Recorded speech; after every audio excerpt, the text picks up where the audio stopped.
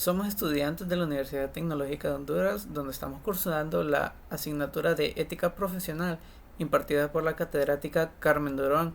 En calidad de tarea grupal, estamos presentando este conversatorio relacionado al tema soborno y corrupción. Muy buenas noches. Nosotros somos el grupo, pues, número 4 y como equipo, pues, escogimos el tema sobre el caso Sol, ya que ese es un tema de soborno y corrupción que se dio aquí en Honduras, ¿verdad? Como moderadora, pues tenemos a mi persona, ¿verdad? Como panelista uno tenemos al licenciado Carlos Perdomo, que es el experto en ética profesional. Panelista 2, Gloria Perdomo, que es abogada fiscal. Panelista 3, Jocelyn López, que es socióloga. Panelista 4, pues mi persona, ¿verdad? Como representante de sociedad civil. Y panelista 5 sería Carlos Perdomo. Bienvenidos a este panel de discusión sobre el soborno y corrupción, tomando como punto de análisis el caso de la Secretaría de Desarrollo Social Sol, conocido actualmente como Chequesol en Honduras, ya que la corrupción y el soborno son los principales obstáculos para el desarrollo económico, político, social de este país, vulnerando la transparencia y la equidad. Hoy nos acompaña pues cuatro expertos para abordar este fenómeno desde diferentes perspectivas, pues comenzamos. Para iniciar, podemos definir la corrupción en el ámbito gubernamental y qué hechos específicos originaron el caso de Cheque Sol. Carlos, perdón. Bueno, citando al filósofo Aristóteles, él sostenía que la política existe para alcanzar el bien común, es decir, las instituciones públicas deben orientar todas sus decisiones al beneficio de la sociedad.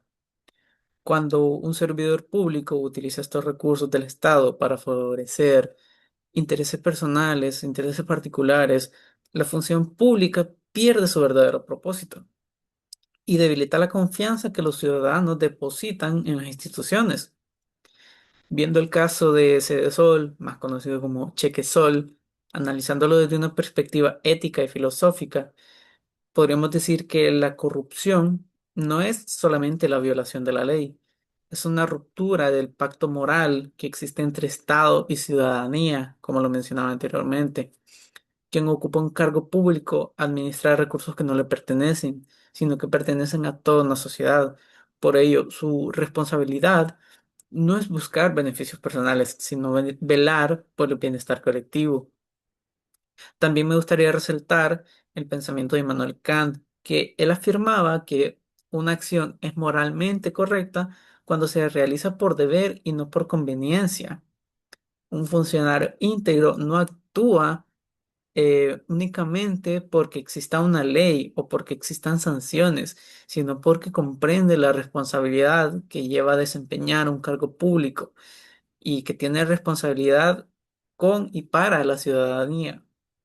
Más allá de los hechos concretos del caso de Sede Sol, por el cual estamos reunidos el día de hoy, que deberían ser esclarecidos por las autoridades competentes y respetando su debido proceso, este tipo de situaciones nos recuerda que la administración pública no solo exige capacidades técnicas, sino que también exige una formación sólida en cuanto a principios morales, principios éticos. La legalidad y la moral deben caminar juntas para garantizar que los recursos públicos lleguen realmente a quienes los necesitan, a toda la sociedad. Gloria Amador. Sí, buenas noches.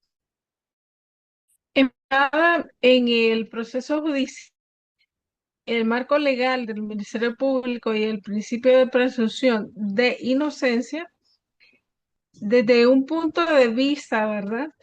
De acuerdo al Ministerio Público, este caso específico surgió tras las investigaciones sobre el manejo de fondos de programas sociales, la acusación fiscal señala, ¿verdad?, que unos 6.5 millones de lempiras se distribuyeron en decenas de cheques que no se utilizaron para los objetivos legales asignados.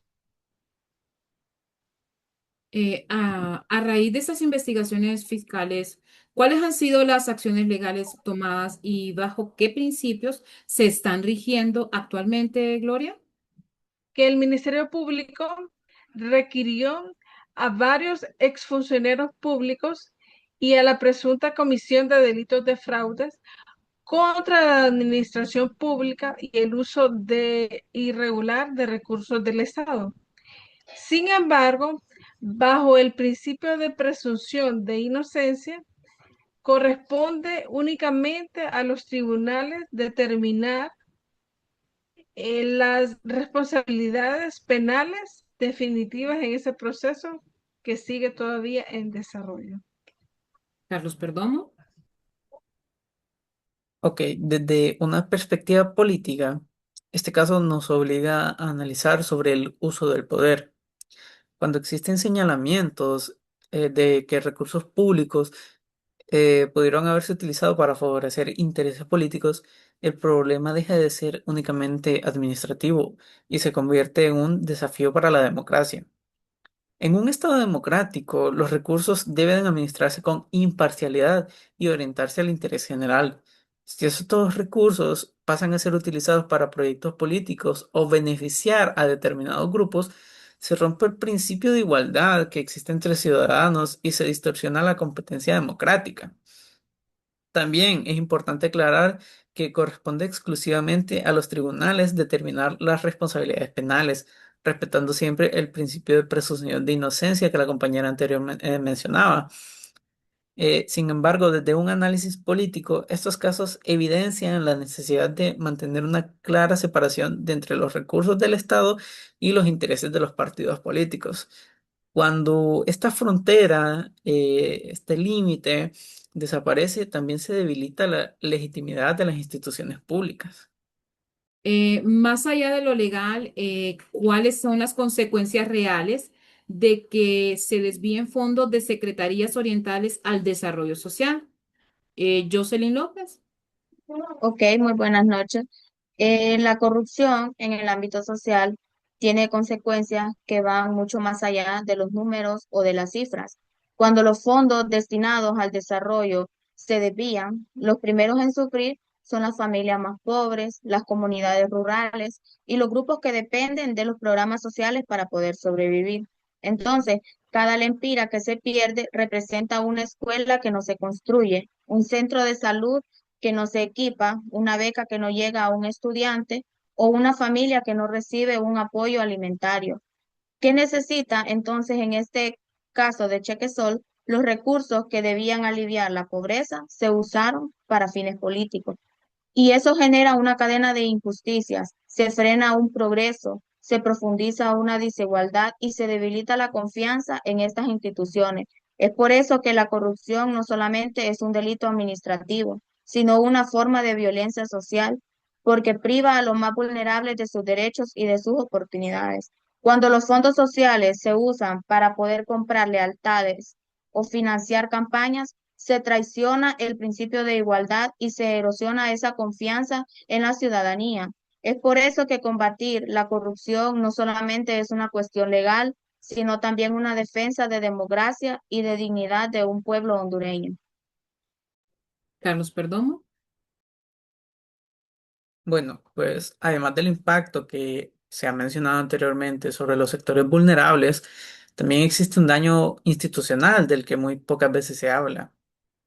Cuando la ciudadanía percibe que los recursos públicos pueden utilizarse a fines distintos a los establecidos por la ley, se comienza a perder la confianza en las instituciones y esta desconfianza genera apatía política, lo cual termina resultando en que disminuye la participación política de la ciudadanía y fortalece la percepción de que las normas no se aplican de la misma manera para todos.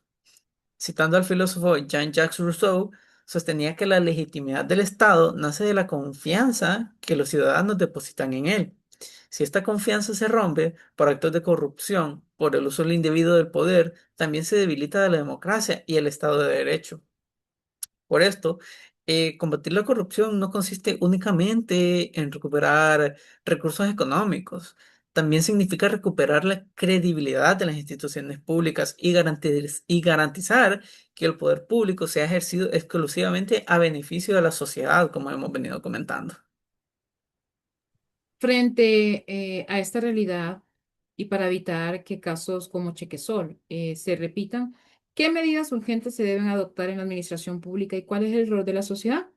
Es indispensable, pues, fortalecer de inmediato los mecanismos de prevención y control. Necesitamos total transparencia en la administración del Estado. La realización de auditorías independientes, una constante rendición de cuentas y la debida protección a los denunciantes. Carlos, perdón. Bueno, yo coincido en que son necesarias las auditorías independientes, mecanismos de transparencia y una verdadera rendición de cuentas. Sin embargo, desde la ética profesional considero que esas herramientas, aunque son indispensables, no son suficientes por sí solas.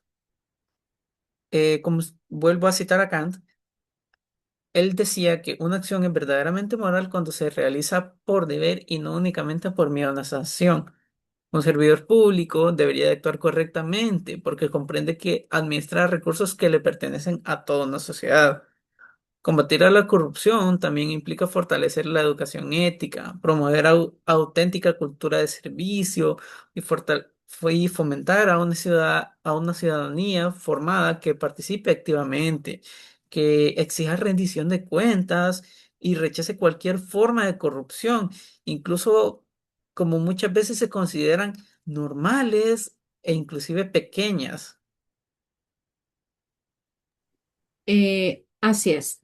La participación de los ciudadanos y el papel vigilante de los medios de comunicación son esenciales para supervisar el uso de los recursos y exigir que se deduzcan responsabilidades cuando existan este tipo de irregularidades, ¿verdad?